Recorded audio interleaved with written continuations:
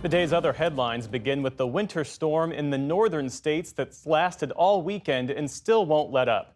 Nearly 7 million people are under winter weather alerts today as lake effect snow coming off of the Great Lakes continues to pound parts of the upper Midwest and Northeast.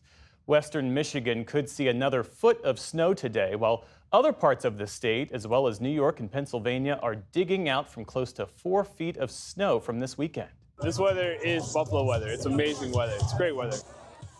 That didn't stop tailgaters ahead of the Buffalo Bills Sunday night game. The team paid fans $20 an hour to help dig out the stadium before kickoff. The snow wasn't enough to deter most air travelers either. The TSA says more than 3 million people took post-Thanksgiving flights yesterday, and that set a new record.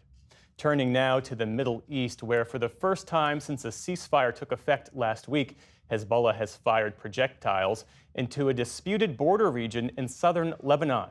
The militant group says it was a warning shot for what it called repeated Israeli violations of the truce. No one was reported hurt.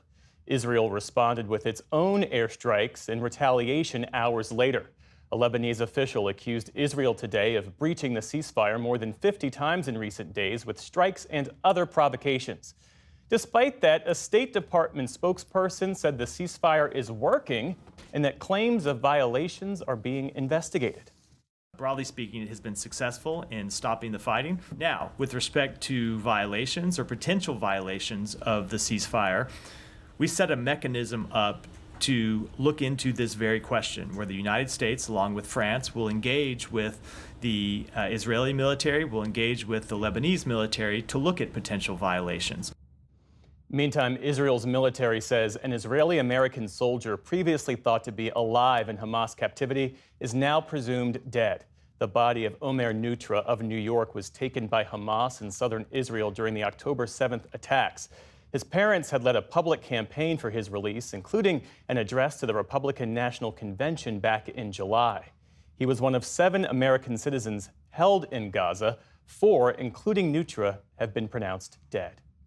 The Biden administration is preparing another $725 million in weapons assistance for Ukraine. That's on top of more than $680 million in weapons that German Chancellor Olaf Scholz announced today during a surprise visit to Kyiv. It was his first visit to the Ukrainian capital in more than 2 years. The trip comes after Ukrainian President Volodymyr Zelensky recently criticized Scholz for speaking to Russian President Vladimir Putin back in November about opening negotiations to end the war.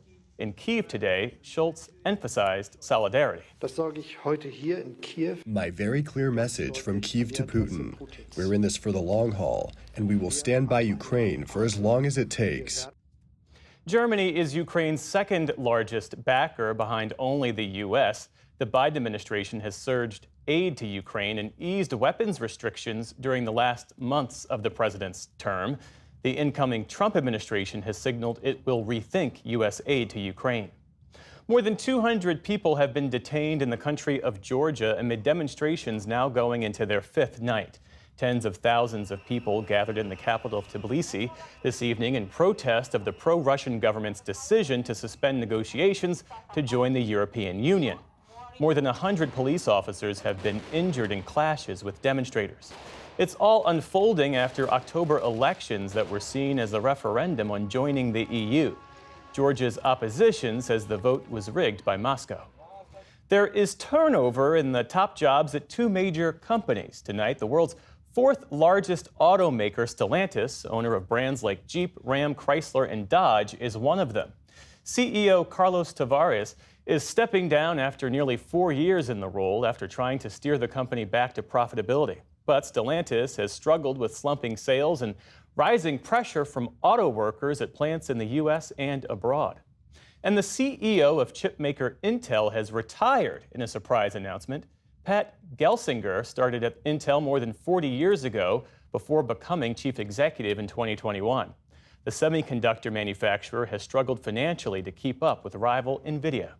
Both of those companies' stocks fell today as Wall Street saw mixed results. The Dow Jones Industrial Average dipped lower by nearly 130 points, while the Nasdaq jumped up by nearly 1%, and the S&P 500 climbed higher into new record territory.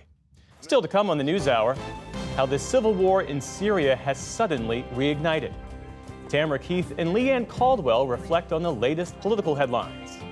And mementos from a lost past, a memorial project that honors victims of gun violence.